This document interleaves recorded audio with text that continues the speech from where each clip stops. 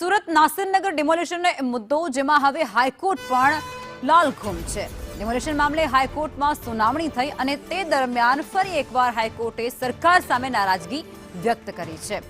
જેમાં હાઈકોર્ટ કહે છે કે જવાબદાર કમિશનર સામે પગલાં કેમ નથી લેવાયા, જવાબદારોને કેમ બચાવવામાં આવી રહ્યા છે, કમિશનર સામે નિષ્પક્ષ તપાસ કરવામાં આવે તેવું હાઈકોર્ટ દ્વારા સૂચન અપાયું છે। કમિશનરને હજુ સુધી પદ પર કેમ રાખવામાં આવ્યા છે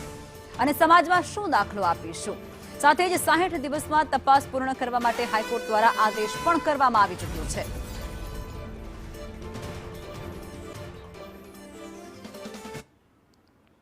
અને આજ મુદ્દે સંવાદદાતા જયેન્દ્ર અમારી સાથે જોડાઈ ચૂક્યા છે।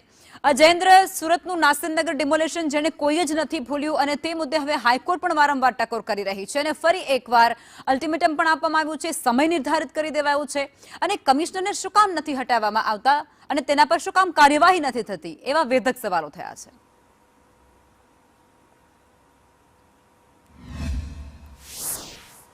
જી લખમાં સુરત નાસિરનગર ડિમોલેશન જે આજે 60 દિવસ વીતી ગયા છતાં પણ કોઈ પણ પ્રકારની તેઓને વૈકલ્પિક વ્યવસ્થા નથી કર્યો, ત્યારે બીજી બાજુ જ્યારે ચોથી વખત ગુજરાત હાઈકોર્ટમાં આ કેસ ચાલ્યો છે ત્યારે ગુજરાત હાઈકોર્ટ પણ સરકાર તરફ કરંટ અપનાવ્યું છે। તેમણે કહી રહ્યું છે કે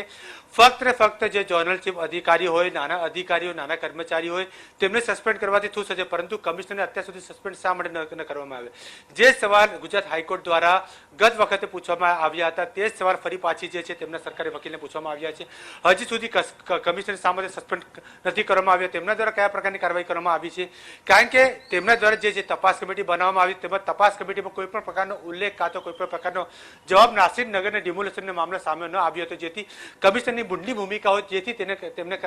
જેને લઈને તેમને દ્વારા આ ગુજરાત હાઈકોર્ટ દ્વારા કમિશનર પર કડક વલણ અપનાવવામાં આવ્યું છે। કહી રહ્યું છે કે સરકાર દ્વારા કમિશનરને શા માટે સસ્પેન્ડ નથી કરવામાં આવ્યો, તેને લઈને આગામી 60 દિવસમાં આ પ્રકારે કાર્યવાહી કરવામાં આવે તેને લઈને જે છે સમય પણ આપવામાં આવ્યો છે અને હવે વૈકલ્પિક વ્યવસ્થા શા માટે નથી કરવામાં આવી તેને લઈને પણ અનેક પ્રશ્નો ગુજરાત હાઈકોર્ટ દ્વારા ઉચકવામાં આવ્યા છે। જી આભાર જયેન્દ્ર।